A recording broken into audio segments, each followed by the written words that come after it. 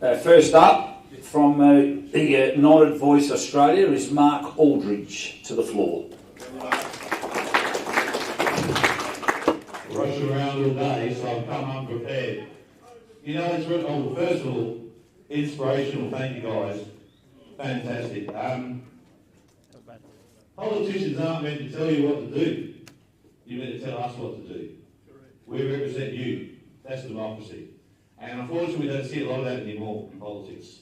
And so, importantly for me and my party, is each of my candidates are there to work for you. So if there's a difference in policy directives or ideas for them, their job is to represent their electorate.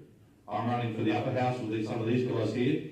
These are the guys you vote for, the people in front of you here. You look at their particular policy, see what you think, pick the guys, preference holders, cross the line and see who gets in. Because you need conservative voices in there. I've got very serious concerns about Labor. We've tried to ask Labor on various occasions where they stand on this topic. They're saying nothing.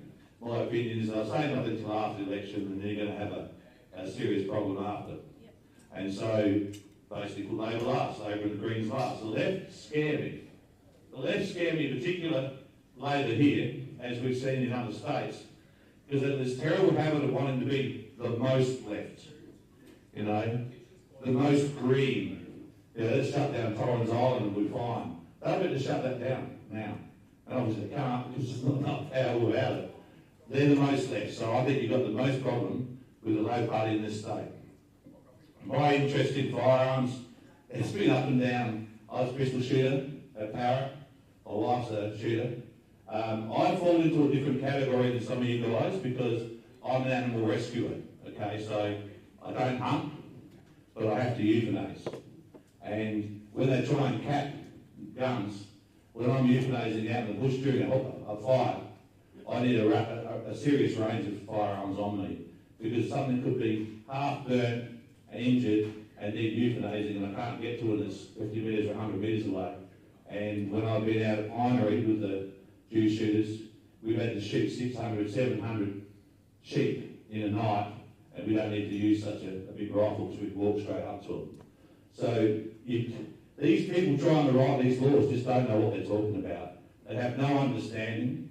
They don't have it, and to even think to blame firearms for the problems that we saw at Bondi is insane, and you all know it. And so we need to vote carefully and sensibly to make sure that those types of people that think that stupidly don't get elected into politics and start dictating to you how you run your lives. And I think there's not a lot more to say to you. I'm a firearm shooter. My wife used a firearm. We don't hunt, okay, but I don't have any issue with people hunting because I eat red meat. We've got problems with the left of politics. You know, there's all this talk about fake meat, and all this sort of. I think the Animal Justice Party, for instance, say their opinion of being nice to animals is make sure no more animals exist and therefore none will suffer. I basically do rescue because sometimes a kangaroo, big kangaroo gets into the city. I go and manhandle it, catch it, and take it out. You know, funnily enough, I'm not even allowed to use a dart gun. None of us are. None of us can use a dart gun. 6-foot kangaroo, try and catch a 6-foot kangaroo in the neck. So, I would do it, but I'm getting a bit old for it right now. And now we have a problem in our arena where the police are very unwilling to euthanize a kangaroo on the side of the road that's been hit by a car. And the law is such, or so they tell me it's such, that if a farmer walks out the front and some sort of animal's been hit by a car, that they're not allowed to euthanize without a new category of licence.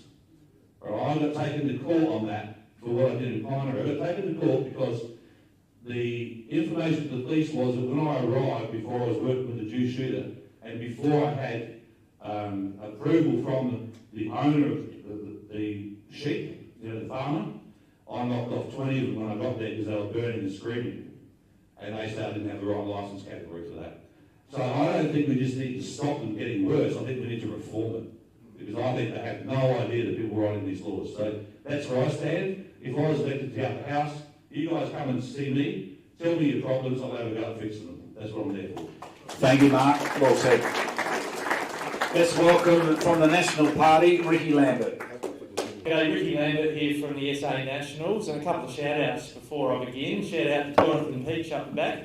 He's our candidate for McKillop. Jonathan is a farmer, he's a sporting shooter, he's a hunter as well. He's a sporting shooter at the Keith Pistol Club. And Jonathan actually was telling me just before he's just been over to WA, where I tell you that's a foretaste of what you're going to get here in South Australia, where gun clubs have been closing, and even the gun shop where he bought his first rifle is no longer there, no longer in business. That's what we're facing. This is last chance saloon for the firearms community in South Australia this election. I'm not trying to, that is absolutely where you're at. Another shout out is to Gary. Gary, if our city needed defending, I'd want Gary running the troops. He's been sensational. If we give Gary a round of applause. He's organised this, he's pulled this meeting together, and he's been an inspiration, and I just wish he'd had a longer run at it, Gary, since he got fired up about it, because we need the momentum going into Saturday the 21st of March. Libby and Luke, thank you for what you've shared tonight and for your careers and what you've done. It really, what you've shared tonight is about how shooting is a sport. It's accessible, it's about family, it's about intergenerational involvement, it's about heritage and history. And I was thinking before, Jars, I remember Nicola Spurrier saying, don't catch the footy at Adelaide Oval, you might catch COVID. We didn't start confiscating footies, did we? No, don't mention her name around me. Yeah. So, this is the craziness of what's going on, that your sport is being targeted, and there is the farmers and there is the pest control scenarios I'll talk about as well if I get the chance, but that's what is being targeted here, is all of these legitimate pursuits, just like if we went and targeted footy because something terrible happened at a footy game. It's just not on.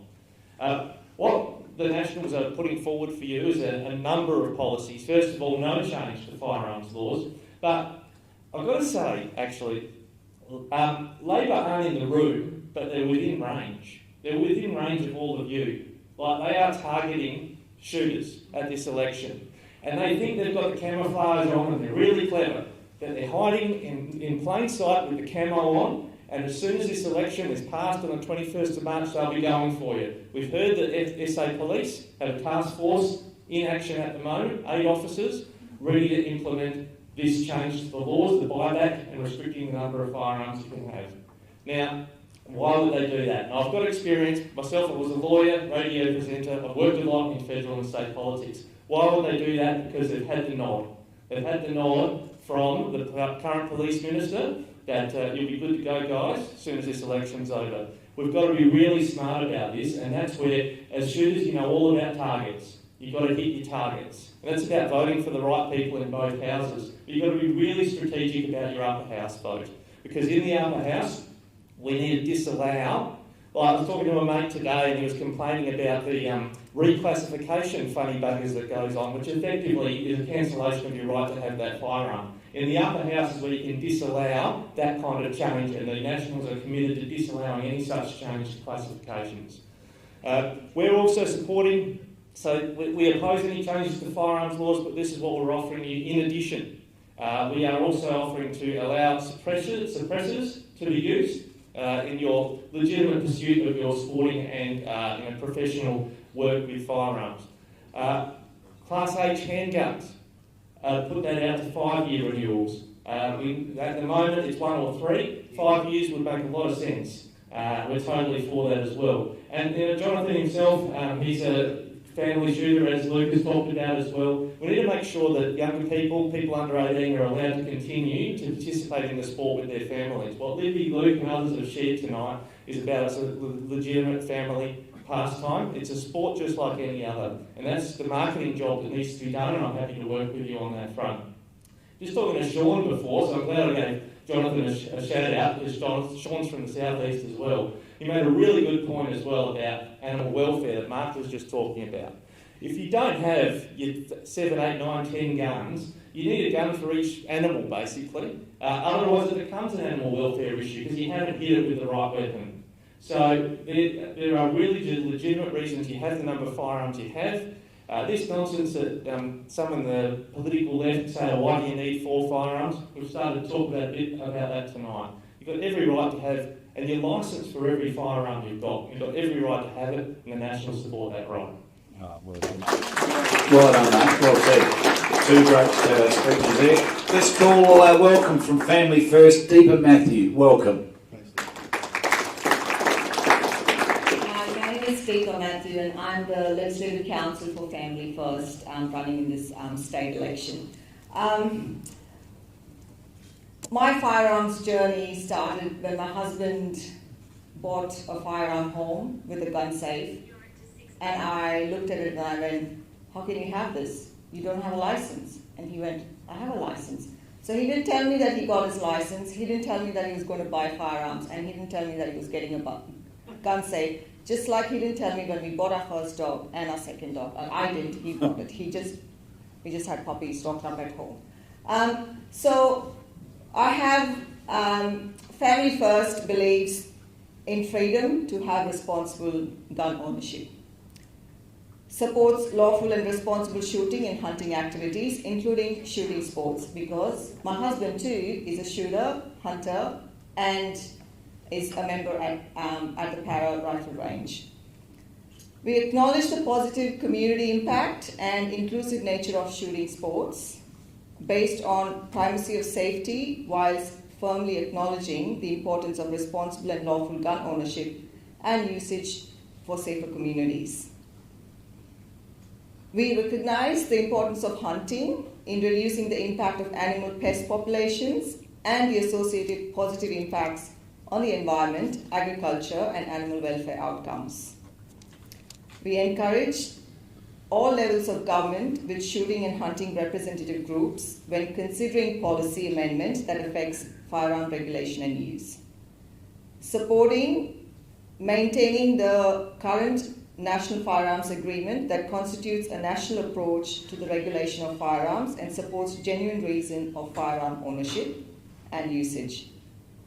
Opposes the departure from the NFA, the National Firearms Agreement. For example, just like Ricky said, Western Australia's excessive and onerous changes to gun laws in our state, and that was introduced by the Labor government. Don't be surprised if we have a Labor government in South Australia, that may come through too. So, what I'm trying to say is, if I were to be elected, I may not need all of you all to come and speak to me, because I live with a firearm lobbyist at home. Thank you. Well done. Thank you. One Nation, Corey Bernardi. Thanks, Charles. Ladies and gentlemen, good to be here. My firearms journey started because of some of the people in this room. When I was a senator, back about, it seems like ages ago now, but maybe 14 years ago, people were complaining about firearms laws and how difficult it was to get a licence and so forth. And so I went out and I got a licence, and then I started to enjoy the sport. I went out and got my Category H licence as well, and I'm still a regular shooter. I've got more than the number of guns that the government is not proposing to take away, or so they tell us. So I live your sport every week. I enjoy it. I'm the youngest of the old blokes that go out there. I'm also the worst of them. Libby's going to come and coach me now, she said. But the reality is that we are enjoying a sport. We may enjoy it for hunting as well, or for any other purposes, lawful purposes. And for some reason, government doesn't like that. They don't like people like us who want to enjoy something that they don't think we should be having. And I've had a guts full of that, to be honest. I think they're telling us what to do in so many aspects of our lives. They're over-regulating everything. Our community is not safer as a result of those things. In fact, it's probably less safe because of the things that governments are failing at. Everything they touch, they turn to custard. That's the truth of someone who's worked in government. And they're not addressing the serious issues that we need to do. The problem in this state, the problem in this country is not licensed firearm owners. I'm not even going to bag SAPOL. As a One Nation representative in the Legislative Council, if we can, we will provide more resources to SAPOL so they can process applications faster, do the vetting that's necessary, and make sure of those things. I echo the sentiments of the other candidates here. We don't want to change laws, save for things that are going to improve things, including, like as Ricky said, suppressors are important. The 5-year licensing rule, really good idea. Why not do it? You know, personally, I think you should be able to just pay for a licence and never have to pay again. That's what I did with my boat licence back 45 years ago or something like that, right? Don't even have to update the photo because I'm still looking so young. No, there's no photo. It's just some common sense. But can I say this to you, right? We're all going to talk about how we're going to protect your interests. And I genuinely mean this. You need people that are representing you that are going to go in and fight for your rights because they believe in it. Right? And that means you've got to go in and fight for them too. And it doesn't matter, well, of course it matters, but you can choose to be a nationalist voter or a liberal voter or whomever else, One Nation preferably. But get out there and throw your support behind it. Because how can you expect people to speak up unless you're prepared to get out there and speak up for yourselves? And that's my message to you. We've got 1 week to show the government that there are enough of us that cannot ignore our sentiments going forward. And that's my mission. If I get elected and, you know, if my colleagues here get elected, I want to work with them to protect all of our rights. Because it's not just about sporting shooters, it's not just about hunters. They come for us now, and next time they'll come for someone else. And I'll probably enjoy that sin as well. So, anyway, ladies and gentlemen, we've got a week to go. Let's make a difference. Thank you, mate. That's it. And let's welcome from the Liberal Party, Honourable Nicola Santofanti. Did I get it right? You certainly did. Hey. Well, thank you, Nicola. although my husband, you know, they've been out, his family have come from Italy, but it was a number of years ago, so he likes to really anglicise it, so Santofanti. Santofanti it is. Can I just have a quick shout out to, we've got a couple of candidates here. We've got Jane Fleming, who's our candidate for Gibson, that's Jane, and we've got Rowan Mulford as well, who's our third candidate for the Ledge Co. Luke and Libby, can I thank you so much for, you know, for your talking to us tonight about your esteemed careers in professional shooting. Yeah, it was fantastic to listen to. Giles, can I thank you too for doing a great job emceeing. You're keeping us, you know, where we should be. So, so I don't want to take too much time, except, you know, just to be really clear about. I mean, we're all singing from the same hymn book here when it comes to gun laws. So the Liberal Party, you know, we've been really forward in this state to say, and you can go on our website, Brighter SA, to have a look at our statement, but it's really clear that we do not support any further restrictions to gun laws here in South Australia. We have some of the strictest gun laws in the nation. We're only second to WA, and that's pretty draconian over in WA.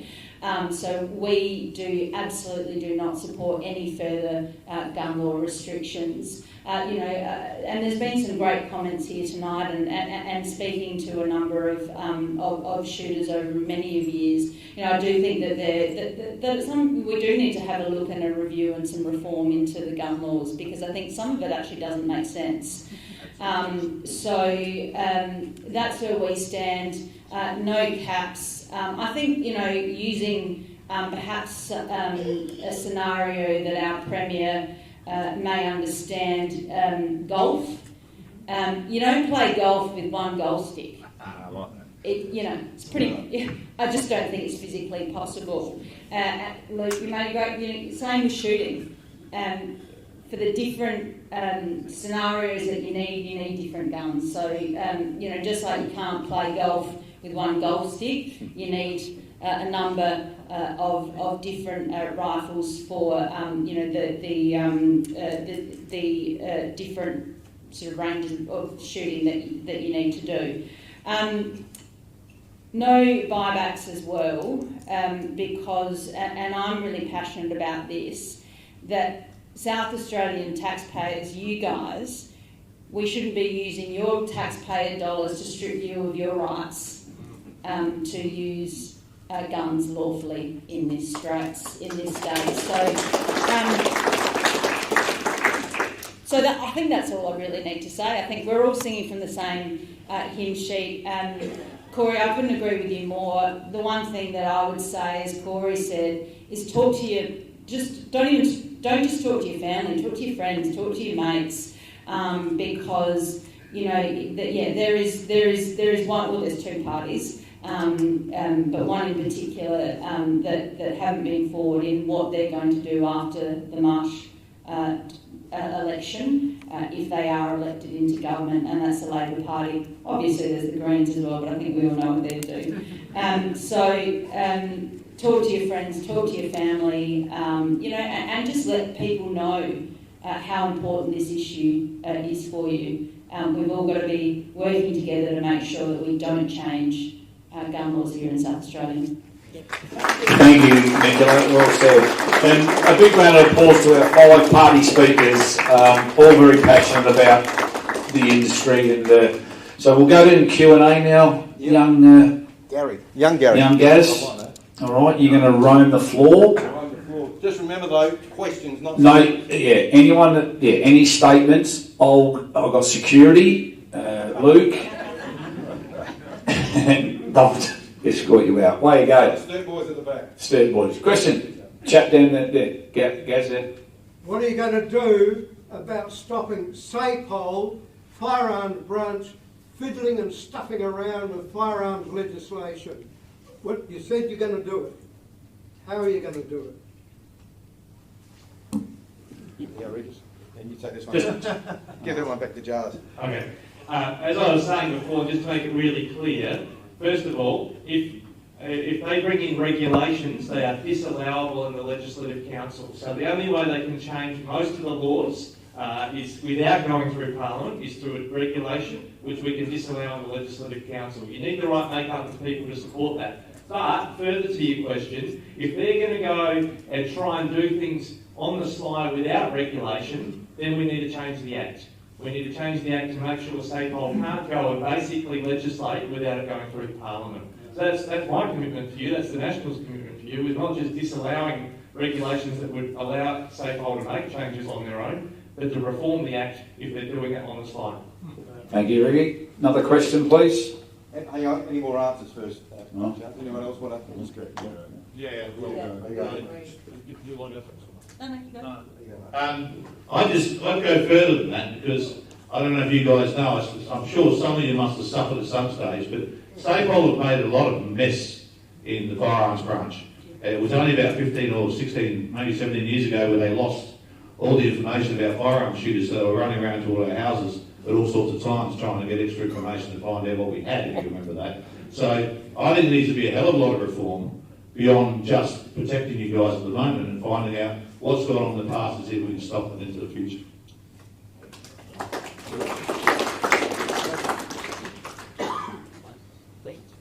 Thanks. Do you want me to get up, or am I just over there? Okay. All right. Yeah. So it's a really good question because, you know, yes, it's SAPOL, but it's got to go to the executive. So ultimately, it's the minister, it's the government. We saw this in December of last year, where the minister, the Labor minister, Susan Close, banned bow hunting here in South Australia in December of last year, and she did it by a proclamation, which means it didn't come through Parliament. So she didn't even give us an opportunity to be able to disallow a regulation. She didn't give us an opportunity to be able to debate it on the floor of Parliament. She went behind the scenes. But ultimately, it's not SAPOL, it is the ministers and it is the government. And unfortunately, it's numbers and it's voting the right government in. Okay, another question? Keep this moving along nicely, Gary. Yeah, real quick. We're all talking about what they might do with banning rifles and guns and all this sort of stuff and how many you've got. But they don't have to ban any of them. They could just stop your access to the ammunition. Now that started up a month or so ago. Yeah. I went in the shop to try and buy some ammunition. All out. When do you get your stocks in? Well, they're being held up by customs under directives, and you think, well, hang on, they've just stopped everything we're talking about. So we have to focus on having access to what we need to carry out our sport. Thank you.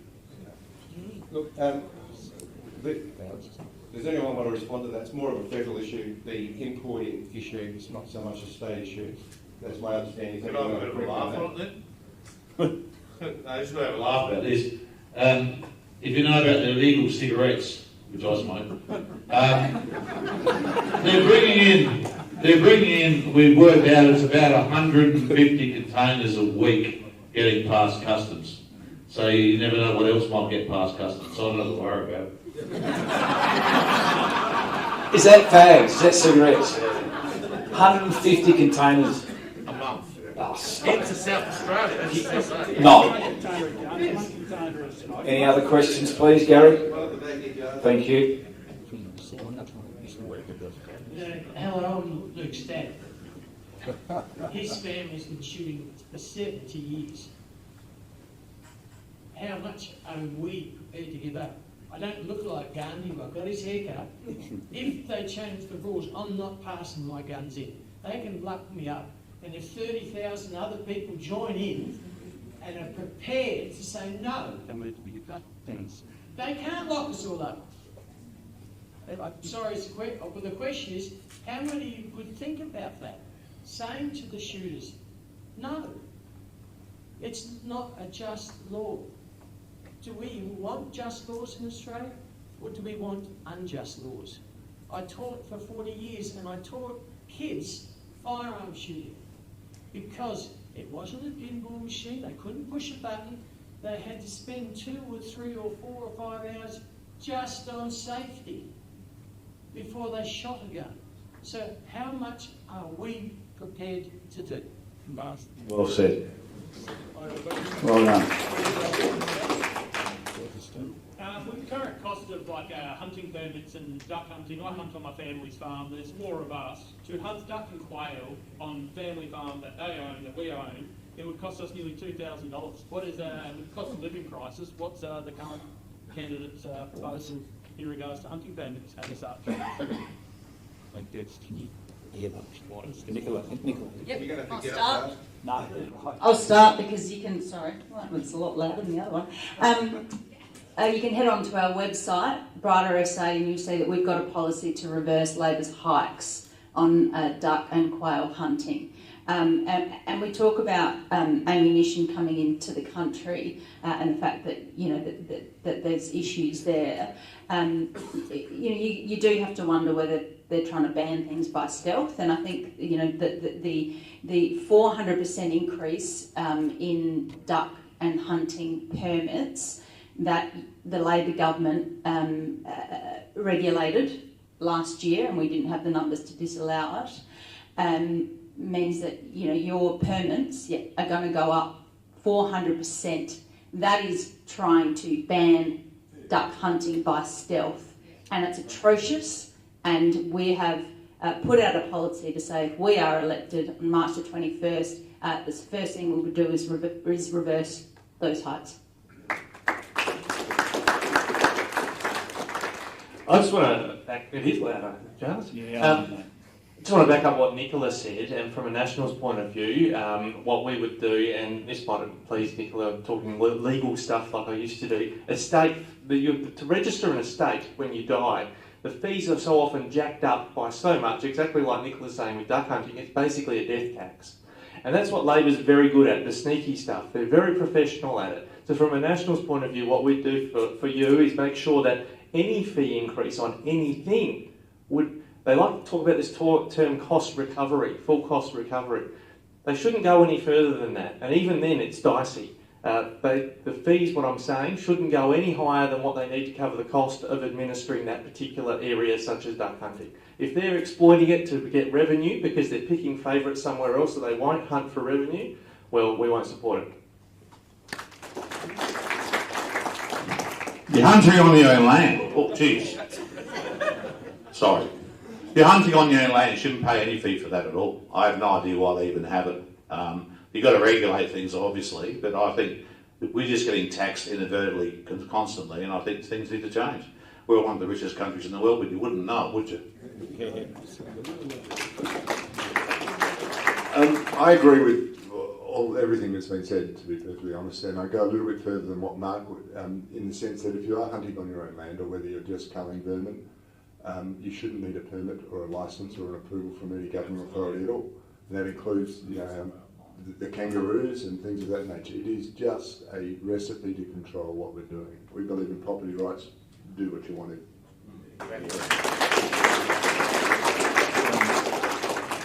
Any more there, Gary? A couple more. Four maybe. All right, you are. We've got radio show tomorrow morning. My question's really aimed at the Liberals. On a search of the parliamentary voting records, we see that in 2017, 2021 and 2023, the Liberals supported reclassification measures, increased regulatory powers for SAPOL concerning storage inspections and licence conditions, and probably worse, support for amendments that restrict certain firearm types, lever-action shotguns, even when opposed by shooting organisations. Just about all shooting organisations now. Historically, the Libs have supported Labor in these moves, and then we've also seen the Liberal support in New South Wales.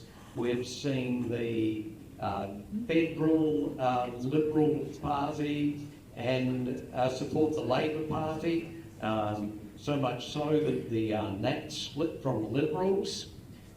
In Tasmania, we've seen the Liberal-initiated category reclassifications just over the last couple of weeks.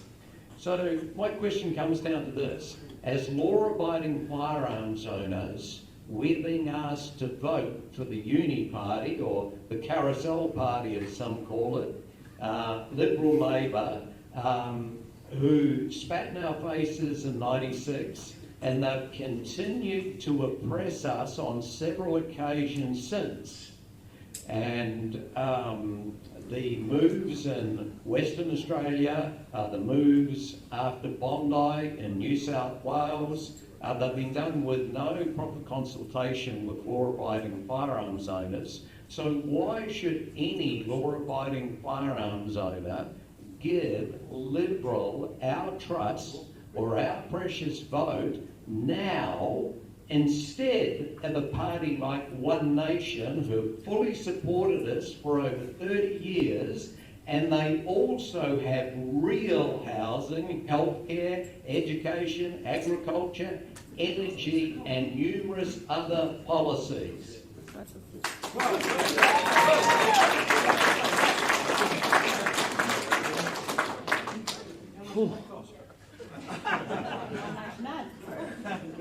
Nothing to do with it. Sorry. How much did you pay me, Corey? No, kidding. Look, at the end of the day, I'm standing up here and this is our position. So firmly we're saying we do not support, I'm not sure how clear, much clearer I can make it, we do not support further restrictions to firearm laws in this state. And I would just make a couple of other points in terms of, we can all point to things, but we can also point to the fact that it's the Queensland LNP that are standing firmly against these gun laws, and it's also the Northern Territory country Liberals that are standing firm against these gun laws. So we can all pick and choose things, but ultimately, I'm standing in front of here as a South Australian Liberal to say that we are very firm in our position. It's on our website, you can read it, that we do not support further restriction to gun laws in this state. Thank you. Okay, guys, couple more. Where's Mum? Hi. How sure can we be that changes to the firearms ownership will not be done by just regulation? Because it's happened with the bow hunting, no consultation anywhere, and no advice other than saying you can't do it. So if it's done by regulation and not by just whatever, forget something like that. So done stealthily, how are we going to be able to stop it? I think Ricky answered that question earlier. Sam Nicola with the proclamation. So I think we're going to, yeah, sorry, I didn't write it down. Just to recap, it's an important question, and I know it's really important to people, so I'll really clarify it. Regulation is how, they can change the law through the Parliament, they can do it by regulation, which again, from the Minister, has to come through Parliament, is disallowable, or by proclamation. My point was, from my point of view, from the Nationals' point of view, we would want to reform the law so a proclamation like the bow hunting one doesn't happen again. So that's my position, the Nationals' position. Can't speak for others, but that's where we stand on it. Thank you, mate. Another question? Yeah, g'day, my name's Steve Brown. This is a little bit of a statement and question. It's a very important question. I really need an answer pretty quick. I'm the match director of a competition that's held out of Adelaide at Adelaide District Club at Chimneys Range. Currently we've got 615 competitors. There's more coming. I would add that if we could have 4 letters advertised or put in the South Australian environment legislation, just type in C, we could actually probably double that number, then triple it. We could get 1,500 like we've got in Africa. But my question is, we've got people coming from America, New Zealand, Philippines, Guam, New Guinea, Yugoslavia, several other countries. I'm also the Australian team manager, so I've shipped guns all around the world and ammunition all around the world. Last 2 weeks, we've just had the regulations changed. We can't get our international competitors' handguns in. Green with Apple. So the rule is we've got to have 8 to 9 weeks. Our matches start on the 11th of plane. The other countries need 2 to 3 weeks to get their paperwork organised at that end. The airlines need time to get their stuff organised. And our guys are just saying, done, you just can't get it in. So I'd like to know, who do I speak to in Canberra? Well, Robert, we know it.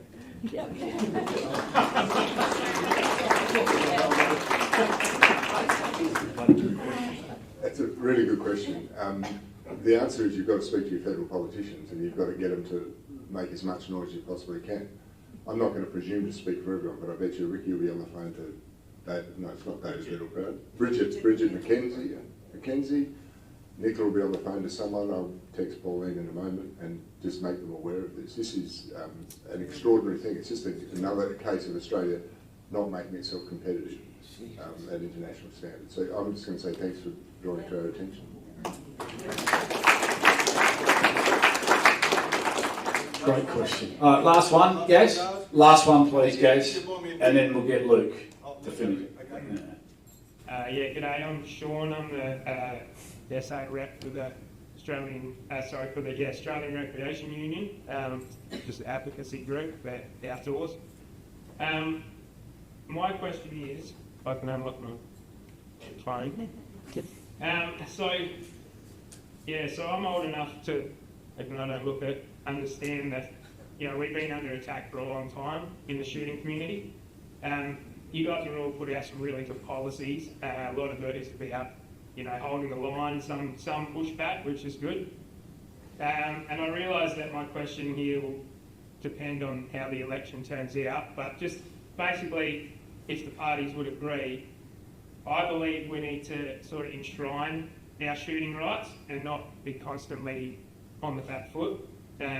Not in a Second Amendment way, but similar to what New South Wales are trying to bring in with a right to hunt, or potentially, right to sport. I grew up with black fellas and that, and they've got a right to hunt, and that's obviously very important. Holds a culture together. Well, we've got a culture as well. I'm white. I still have a culture of hunting. So my question is just, would you be willing to work together, or would your parties be supportive of, something that would potentially do a bit more than just trying to hold the line? Good question. That's a good question. I like that, because my Aboriginal brothers and sisters can hunt, and so we should be able to as well. I've been a federal candidate, not a politician, so please don't scream at me yet. I've always believed we need a Bill of Rights that determines all these things, because I think there's certain things in life and certain rights and freedoms that should be protected, full stop, and attached to the schedule of the Constitution. I think we could attempt to have one here, because we know we've got a Victoria's got a state-based Bill of Rights.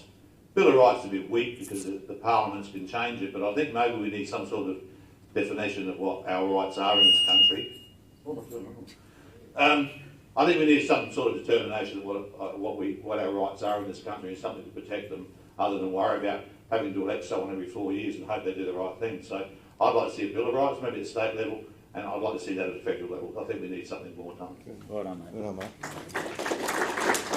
Okay, we'll finish off with young Luke. Probably two questions from my standpoint. So what are you guys going to commit to in regards to making SAPOL be more or less adverse? I'm sure everybody in this room that's tried to purchase and bring a firearm onto their licence has essentially been accosted by a firearms branch. I know I have. You get accused of wanting an arsenal, you get accused, why do you need that? So the process for the firearms branch is not acceptable. It used to be fantastic. I used to know one of the desk sergeants at the firearms branch by first name. And when I went to my World Championships, he was a supporter. He tried to assist in the process of actually getting me the most advanced competition firearms available at the time. That process is gone. We no longer have face-to-face, and we no longer actually get dealt with people that understand firearms. That also rolls into our audits and inspections. When you have police turn up to your property, they have no idea about firearm safety. They will point a firearm at you without knowing that it's unloaded. I've actually tried to kick the police out of the property because they've done that. That's unacceptable. I get taught firearm safety, I teach my son firearm safety. My father and my grandfather taught me it, and the police don't have that capacity. When you go to register a firearm, they don't even ask you to show that it's clear when you're in a police station full of people. So what's going to be done about police firearms training? That's the second question. The third one is, are you going to commit to a vote of no confidence or to stand down if you ever change your position to where you are currently? So what we're after as shooters isn't a situation where you give us your best promise. We don't want maybes, we don't want what ifs, we want commitment. Labor's clearly not interested in any form of commitment. Labor's not interested in commitment. They won't say what they're going to do.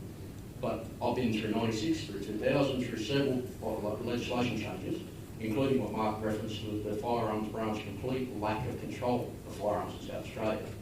What are you going to commit to? You're going to commit to say, we've let you down, we're going to stand down, we're going to quit politics, or we're going to vote no confidence. We're all going to march together and agree that we will vote no, we will stand against it.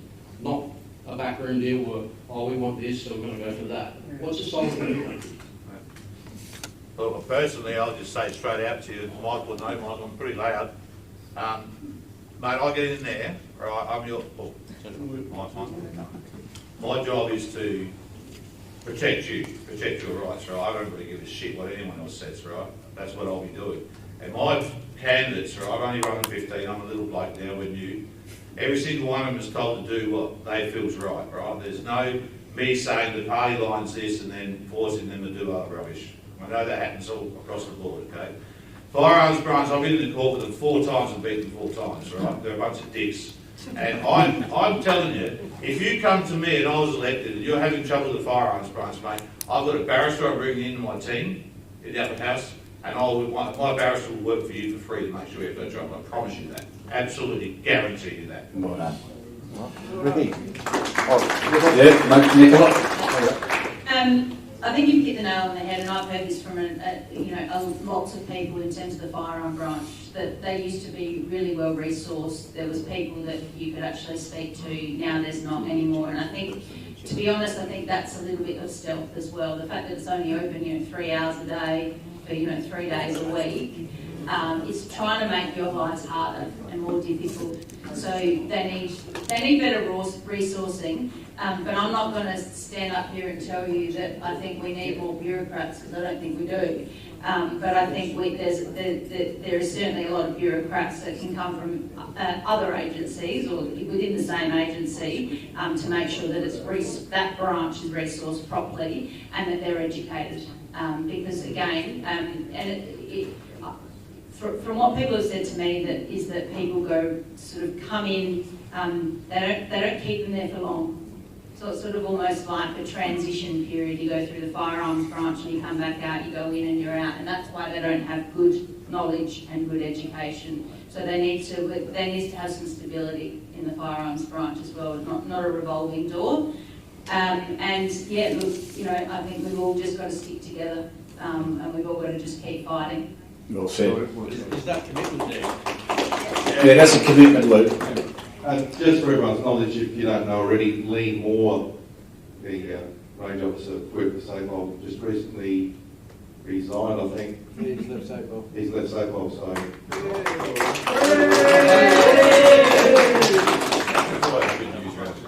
Did someone shoot him? You got in the naughty room. I just want to say that support what Vic said, and the National do support better resourcing for firearms branch. That's absolutely necessary. But Tony Berg, I watched in Question Time a lot in Canberra, and he likes to use this term by design as a criticism of those opposite him. But this is the kind of thing, like Nick was talking about, that Labor does by design. It's intentional to muck around with who goes through firearms branch and when it's open to get the outcome that they want. So they've politicised, Labor has politicised SAPOL to get this type of outcome. And one way we fix that, I'm committing to you, is that there's meant to be regular meetings between police and the firearms bodies, and groups like FOCSA and others, where you have understanding. Because just this week, federal Labor have gone, there's a fuel supply issue that we've been denying all week. Let's have a quick meeting with everyone to figure out what's happening. That's because they're not listening. They're not engaged with those groups on a regular basis, and that's what would work if we got those regular meetings between SAPOL and firearms, where there was a genuine commitment to outcomes that would be worked on together, not just for the sake of talking. All right, let's just wrap this. Okay. Sorry, Dee. One more. I agree with Ricky regarding... you're next. You won't forget, Ricky. I agree with Ricky regarding resourcing the firearm branch. We had a recent experience 12 months ago, when my husband upgraded to the C, we have a property and he needed to upgrade his license, and the rigmarole he was put through was, pretty disgusting. It was pretty stressful as well, and also, it's 8 months since I applied for my firearm license and my daughter's firearm license, because for the reasons you said, Luke, if something were to happen to my husband and he's left with all these firearms and pretty expensive ones, I don't want to, give them away. He doesn't want me to give it away. So I understand we need more resources in the firearm branch, and also for the police to understand, they need more training around what these firearms are. Because again, we had an experience, we had an inspection. The police rocked up late at night, at 8:30 or 9 o'clock at night, looked through the firearms and took them with them. Said they were all, he didn't have permits or whatever. And then the next day he had to go into the police station and they released all the firearms because the police had made a mistake. Yeah. Right? So we do need, better training, and it's, for us as a party, it's a commitment that we look at more resources into SAPOL, especially the firearm branch, and we commit to better training to SAPOL as well. Thanks, Steve. Well said. Corey. I won't forget Corey this time. Luke, I've spent 20 years, fighting the ABC, every leftist in the world, and I've never changed my mind. I don't mind saying to you, if I change my mind and let you down on firearms legislation, I'll quit the parliament. Well said. All right, Gary. You got the last. We can wrap it up now, You got Giles. the last word, mate. And you owe me a beer, I think. I don't know about that. I think the shooters owe me a beer. And Libby wants the medals back. Yeah, I reckon Someone's bloody pinched them. Ben They're Rogers. at Marketplace. Ben Rogers is here from my family. $70,000 a medal. There's Steve Bradbury's at the back there. Where are you, Steve? We'll make sure we don't buy you enough beers to pass out, alright? All right, All folks. Just going to close Wrap up. this Wrap up. the show up. Everyone's got other things to do. Yes. But look, just in closing, folks, I want to remind everyone of our initial objective when we commenced this journey 7 weeks ago at our club, at Sturt Pistol and Shooting Club. And what we wanted to do was to disrupt the results of the next election, particularly in the upper house. Now, the focus on the ability of 61,700 licensed voters to influence the next election, and as I said, particularly in the Legislative Council. So most of the people got here for a reason. We want to disrupt the Legislative Council. We're not making any apologies about that at all. So these people will work for us. They will work for us, the voters. Okay, so I reckon we've done all right in that 7 weeks. We've received a great firearms policy from One Nation policy. So thank you, Corey. We've received a great firearms policy from the Liberal Party, so thank you very much for all your hard work you put in there, Nicola. We've received a great firearms policy from the Nat, so thanks again to you and Jonathan. Guys, thank you. And from Fair Go, so thank you. Where's Shannon over there? G'day, mate. Thank you very much for your contribution. We've received a good gun policy from Connie Benares. Connie couldn't make it here tonight. She's an independent running. And we've received a firearms discussion and policy from Deepa, so thank you very, very much. So we also have a firearms policy like Mark chatted about earlier on. Not quite in writing, mate, but we understand exactly what you're saying. I don't think there's much in between us, folks. There's a few people that's sort of talking about pushing back and stuff. But at the moment, we've got a bigger focus on our hands right now. We need to focus right in on that election next week. It's our last chance. Guys, this has been happening for 30 years. 1996 is 30 years. We've had 30 years to get our act together, right? And this is it right now. We're actually doing it. We are doing it right now. And we've got 1 week to make sure that you get these people into the Legislative Council. You've got a great choice of people to go for, great candidates, by the way. That's my view. And what do we also get? We got a letter signed by the Premier. Now, let's just say that letter earlier on was just signed by local members. It's not being disrespectful, but it was. It was signed by Alex Dighton. It was signed by Sarah Andrews and so on and so forth, and Tony Piccolo. And then, because we put the heat on them through a letter that a good friend of mine wrote, Kelvin Prescott, a Supreme Court judge, ex-Supreme Court judge, Kelvin helped me to write a letter to the Labor to say this is not good enough because it was on the nose. It didn't have certainty. It had all what is written all over it. Anyway, they elevated the importance of the letter to be signed by Mally, and that's the best they can do, right? They're not here tonight, and there's an obvious reason for that. Look, what has also happened, we've got 2 collective groups working. We've got SAFOA, which has been, they're actively involved in lobbying and so on and so forth. They're doing what they do best. And the other is us, is the FOCSA group, which I've been delegated by the community, us shooters and different peak bodies and clubs and so on and so forth to represent you. FOCSA was created to take the state in a direction we want. And we commenced our social media campaign 19 days ago, and to date we've had a huge avalanche of support, almost 500,000 Facebook views alone. I've got, if I check it now, I reckon we'll be just about to touch 700 followers on Facebook in 19 days. So without all of you guys, this wouldn't have happened. So just a massive, massive thank you to everybody that's participated. Give yourself a round of applause, please.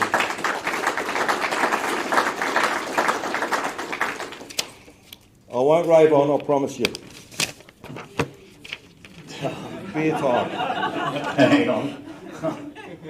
Despite our efforts, guys, we don't currently have a firearms policy from the government. And we're not going to get one before the election. So what's that going to tell you? You've got a week out, guys, so you've got to make your own mind up there. However, I'm just going to ask you to imagine what would happen if we didn't kick off the FOCSA, we didn't get the support from our friends out there at the various clubs like Southern Vales and the IPSC and Adelaide and Torrens Valley, and there's probably a heap I've missed, of course, our amazing club up there at Sturt. So thank you all. Thank you all for your generosity, your incredible generosity, and thank you all for attending the meetings and getting yourself immersed in the social media. And just before I finish though, I have been approached by a few individuals to keep this thing going. This is the FOCSA operation. So the intent to start with was to disrupt the upper house, right? And look, I just think that that's going to be up to you guys. I don't know if there's a show of hands if you want to see FOCSA keep going. But the FOCSA, what we'd do is tone things down a little bit. We'd be more engaged with community change, with perception of the community about what we do. We've done a shit job at it in the last 30 years, guys. Seriously, look at yourself in the mirror. I think there's an opportunity for us to keep on going with a FOCSA type group, that we go out there and we do the podcasts, we do all the sorts of stuff that we do in the modern 2026. I think there's a great opportunity to do that and to make us look like good guys. You know what? Every single person I talk in this room will tell you how compliant we are and what good citizens we are. We tell each other that every time we bump into someone that's a firearm shooter, and tell stories about the compliance stuff we've got to go through. But we've got to start telling the broader community things like sponsoring charities. Just doing the good guy stuff, right? That's just my view. So, look, no pressure, but just a show of hands, if you think there's ability that we can keep this thing going, just a show of hands, folks. Nice. Look, I think there's a resounding yes there. So, look, with the right support, we'll keep on going past the election. It'll be a very, very different temper and a very, very different tone to what I'm doing. I'll have to listen to my wife and tone things down a little bit. Anyway, so at last, without a big round of applause for our amazing guests. Yes. And not forgetting Jars. What a big round of applause for Jars. And so my message to you is simple. The election is the 21st of March. We are the people. The politicians work for us. The charter is they work for us. You can vote for and preference any party you like. There is no rules, right? However, we can't deal with what ifs. We need certainty. I'm done. Thank you. Enjoy. Good evening. Good night. All the best next week. Just we get a photograph of us all in front. You guys stand up.